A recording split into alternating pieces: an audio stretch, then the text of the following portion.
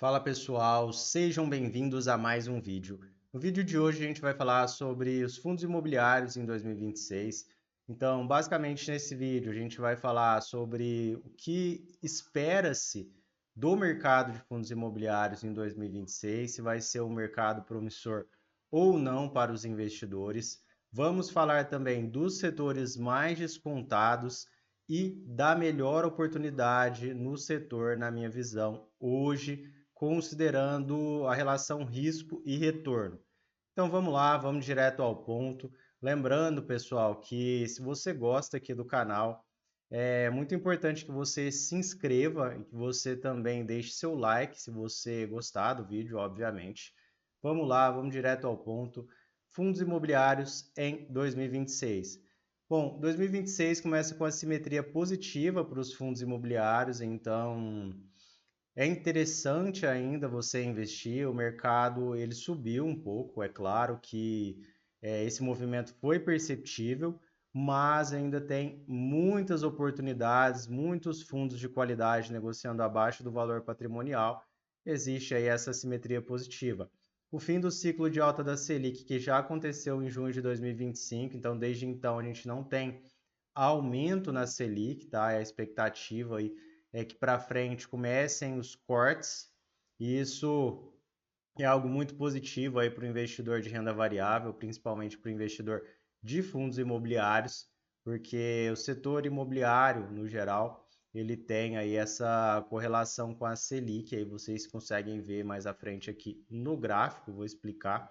E o histórico mostra que esse momento costuma marcar a virada de performance, então costuma ser um momento bem interessante, um momento aí que os fundos imobiliários eles começam a pegar atração e realmente destravar valor. A gente tem o dividend yield do IFIX em 2 dígitos ainda, então vocês podem garantir comprando agora bons dividendos. Então você vai comprar aí num valor bem interessante, e à medida aí que os fundos imobiliários começarem a valorizar, que é o que a gente espera, você garante aí dividendos elevados. Então, o Selic alta, pessoal, costuma penalizar o índice de fundos imobiliários, tá?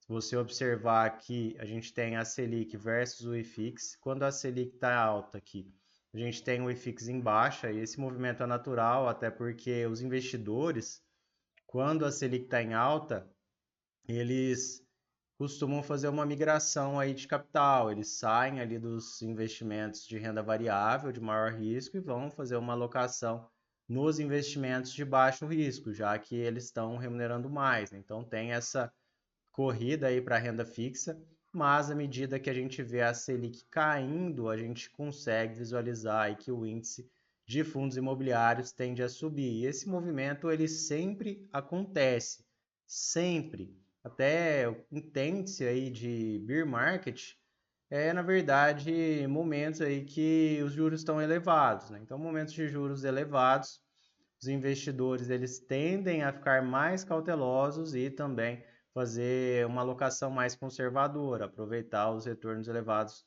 da renda fixa. Agora, aquele investidor que é mais arrojado, ele aproveita esses momentos aqui, ó, de alta da Selic para se posicionar em renda variável pesado, porque aí quando as taxas de juros elas começam a cair, a gente tem uma valorização aí bem relevante nos ativos de renda variável. Aqui a gente está falando especificamente dos fundos imobiliários.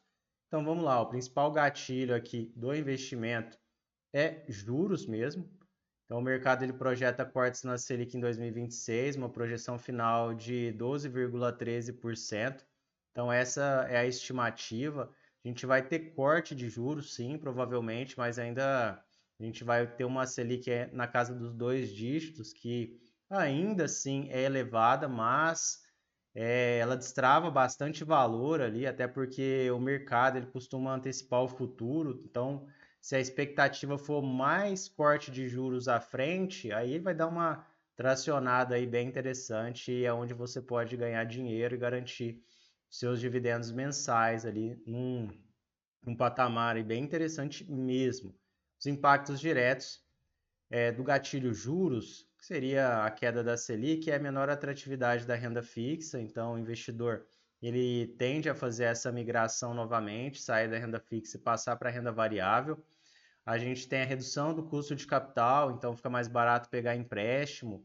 E essa questão aqui é muito importante porque aí começam a acontecer mais investimentos, novas empresas vão abrindo, elas vão expandindo seus negócios e aí acaba sendo muito bom para todos os setores aí dos fundos imobiliários, não só com relação aos fundos imobiliários ali, se a gente pegar os setores especificamente, falando de shoppings, logísticos e etc., mas o mercado como um todo.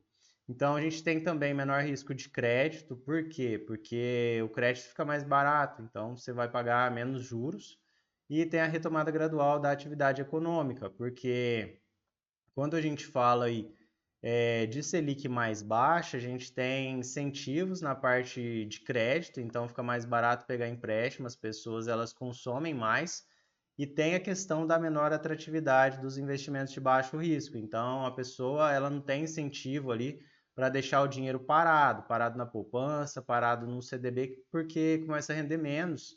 Então ela tem um estímulo a tirar aquele dinheiro e utilizar para consumo ou investimentos em renda variável, que seria a economia real, né? Quando a gente fala aí, de negócios, de empresas, de imóveis e etc. E aí, pessoal, o que já está no preço? Parte do movimento já foi antecipado em 2025. Como eu disse para vocês, o mercado sempre antecipa o futuro, isso é natural. Então, se a gente tem uma expectativa aí de queda na Selic, é natural que tenha uma alta aí na renda variável, nos principais ativos, nos bons ativos, na verdade. A gente tem aí o spread que encolheu, né? Então, quem comprou num patamar aqui, ó, vamos falar do IFIX novamente. Quem comprou aqui embaixo, ó, pessoal, acabou pegando um prêmio maior, mas você ainda tem oportunidade comprando aqui. A gente ainda tem aí o IFIX negociando num patamar bem interessante, de acordo com o histórico, e tem espaço também para reprecificação. Então pode ser que tenha aí alguma baixa, algum movimento aí que possa indicar aí uma compra, vamos dizer assim, até num patamar mais interessante. Mas aqui, pessoal, ó, a expectativa é que o IFIX continue subindo. E aí vocês podem visualizar essa valorização acumulada no ano de 21,11%. O IFIX ele representa a média aí do retorno dos principais fundos imobiliários do mercado. Então, isso aqui é bem bacana para você fazer a sua avaliação. Porém, pessoal, é importante também você saber que nem todos os fundos imobiliários eles tiveram essa valorização. Os bons fundos, que estavam mais descontados também, eles entregaram valorizações maiores do que isso aqui. E os fundos ruins, eles podem até ter entregado prejuízo. Então, você tem que ser bem cauteloso na sua escolha, tá? E esse retorno aqui, ele também considera dividendos, porque isso aqui é retorno total. Então, às vezes você vai olhar um fundo imobiliário que você investiu aí no começo do ano, vai falar, mas tive uma valorização de 9, 10%. É porque você não está olhando dividendo. Então, você tem que considerar também o dividendo na sua valorização, tá?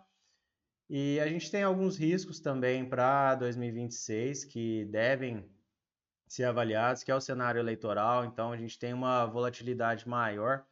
É claro, pessoal, que até não quero entrar em mérito de posicionamento político, mas para quem acompanha o mercado, vocês têm que entender que o mercado geralmente ele prefere candidatos de direita. Então, se um candidato de direita ganhar, inicialmente isso pode gerar mais euforia e os ativos de renda variável eles tendem a valorizar mais. E se um candidato de esquerda ganhar, a gente pode ter um ruído ali, pelo menos no curto prazo também, com queda nos ativos de renda variável. Mas não existe garantia, tá? A gente pode pegar um candidato de esquerda que faça movimentos que são interessantes para os ativos de renda variável, tá? E o contrário também. Mas a gente também pode pegar um candidato de direita que faça também esses movimentos positivos para o mercado como um todo, ou movimentos negativos. Aí vai depender realmente da política, né?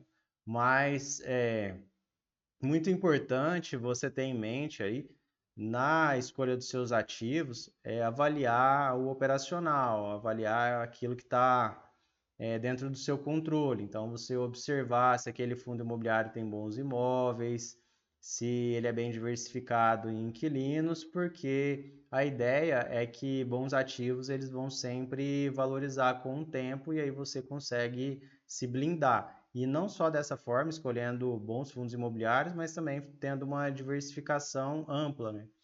E de preferência uma diversificação global. A gente tem a questão da Selic ainda restritiva no curto prazo, então tem o risco de crédito, né, porque a Selic ainda está elevada. Retomada de emissões, ela exige seletividade, então à medida aí que a gente começar a ver uma euforia no mercado, vão começar a ter emissões, e aí, pessoal, isso aqui é uma coisa que eu particularmente não gosto nos fundos, mas é a forma que eles têm para crescer, e aí você acaba sendo diluído, mas é claro que o fundo ele vai captar aquele dinheiro com o objetivo de crescer, pelo menos é isso que a gente espera. Então você fica muito dependente do fundo fazer bons investimentos com o dinheiro ali da emissão. E, bom, você tem que ser seletivo. E o ambiente favorece qualidade e gestão ativa. Então, muito se fala da questão aí do baixo risco em fundos imobiliários, que é a porta de entrada para o iniciante. Eu não gosto dessa conversa. Eu acredito até que tem que ter muita cautela ali com os fundos imobiliários para você não escolher errado. Não olha só a dividend yield, porque se você fizer isso, você pode acabar entrando numa furada e perdendo dinheiro.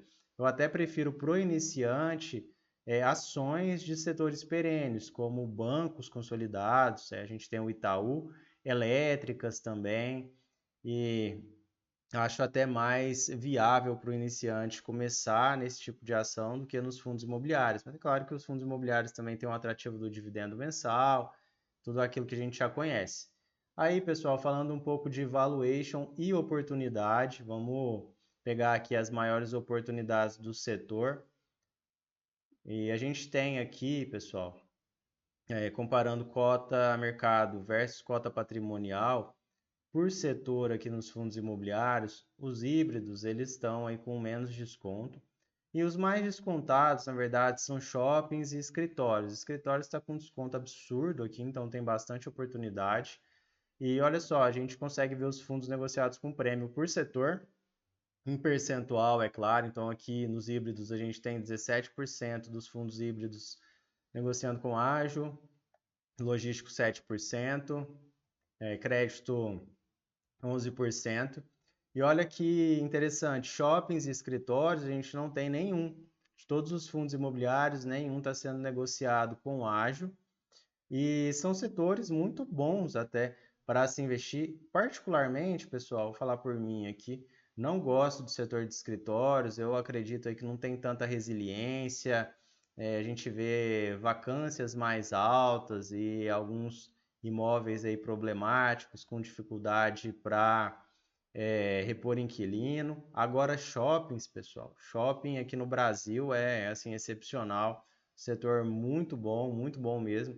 Eu acredito que até essa questão dos shoppings, que pode não atrair tantos investidores, é porque geralmente quem investe em fundos imobiliários e a maioria dos investidores, inclusive, são pessoas físicas. Então a pessoa física ela é muito iludida ali com a questão do dividendo alto e os shoppings eles entregam bons dividendos, mas eles não entregam dividendos tão altos ali quanto outros segmentos e eles acabam ficando esquecidos.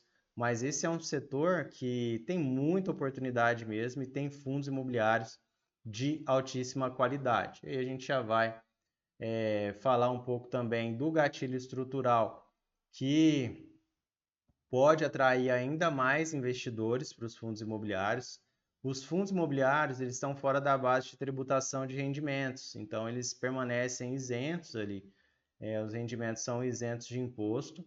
E é claro que vocês já devem acompanhar, a gente vai ter provavelmente uma tributação em cima dos dividendos das ações, e isso vai fazer com que os fundos imobiliários fiquem ainda mais interessantes. E a partir de 2027 também a gente tem aluguéis de imóveis físicos com tributação, então os fundos imobiliários ganham vantagem comparativa para renda. Isso aqui é muito importante também, que deve destravar mais um pouco de valor. O setor muito importante, com muita oportunidade, como eu falei para vocês, é o setor de shoppings, então a gente tem aqui mesmo com o consumo pressionado em 2025, uma vacância média de 4,3% nas mínimas históricas, então é uma vacância muito baixa que te garante uma segurança absurda nesse investimento. Praticamente ali as lojas não ficam vagas no geral. Portfólios maduros de gestão ativa, como eu disse para vocês, os fundos de shoppings, no geral, a maioria, assim, é disparado mesmo, eles são excelentes, têm imóveis de altíssima qualidade, boa diversificação, boa gestão. A gente tem um retorno médio do setor acima de 20% em 2025, um retorno alto, e é o segundo setor que mais se valorizou no IFIX, e ainda assim ele permanece barato. Então, pessoal, tese de shoppings para 2026, juros em queda, a gente tem melhora do consumo, e vocês podem olhar até para as ações aí do setor de shoppings, porque realmente eu vejo muito potencial. A gente tem a expansão da isenção de imposto de renda, que é o impacto nas classes B e C, vocês sabem daquela medida lá dos R$ 5.000, então isso aqui vai melhorar o consumo junto com os juros em queda. Então a gente tem os juros em queda, como eu falei para vocês, ponto positivo, empréstimo mais barato, renda fixa valorizando menos. Então a gente tira aquele estímulo do dinheiro parado sem risco, ou com baixo risco, na verdade, né? Então isso garante melhora no consumo, junto com a expansão da isenção de imposto de renda. A gente tem possibilidade de crescimento operacional, mais expansão de múltiplos, pela questão também dos juros em queda com relação à expansão de múltiplos.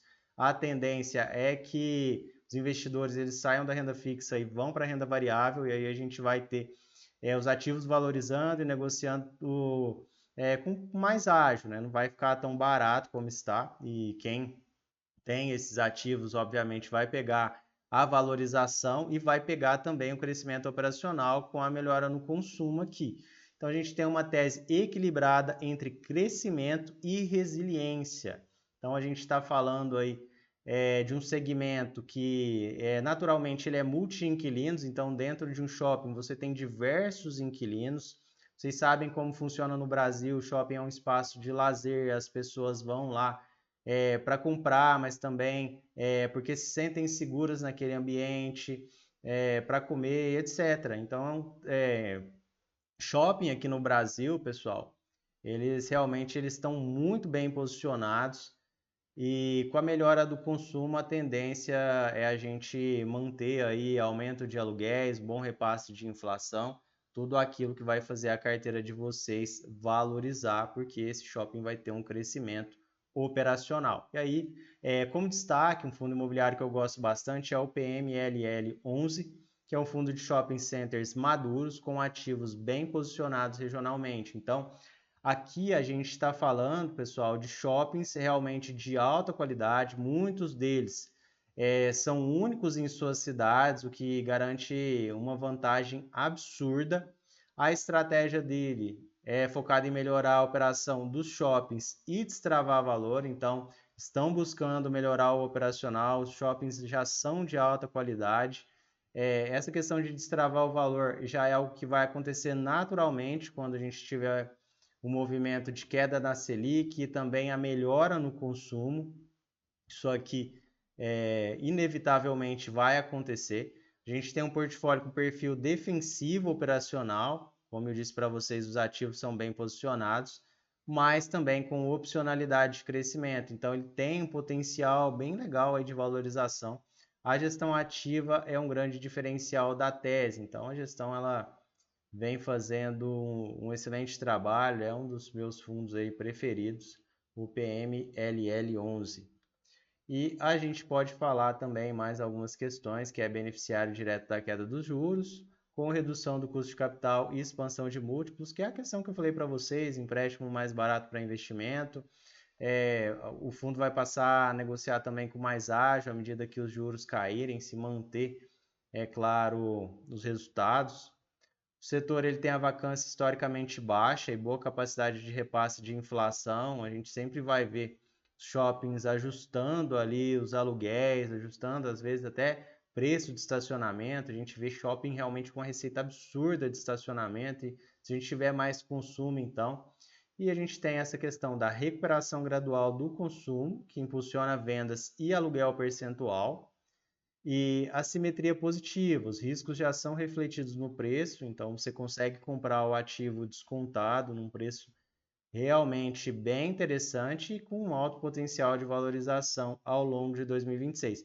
É claro, pessoal, que aqui você não espera valorização de 100, 200%. A gente está falando de fundos imobiliários, mas você vai ter provavelmente uma valorização bem bacana e tomando um risco relativamente baixo. É claro, pessoal, que o objetivo desse vídeo aqui não é realizar a recomendação de compra ou venda de ativos, é um vídeo educacional. O ideal é que você faça a sua própria análise para tomar a melhor decisão de investimento. Agradeço a todos vocês que ficaram até o final e até a próxima.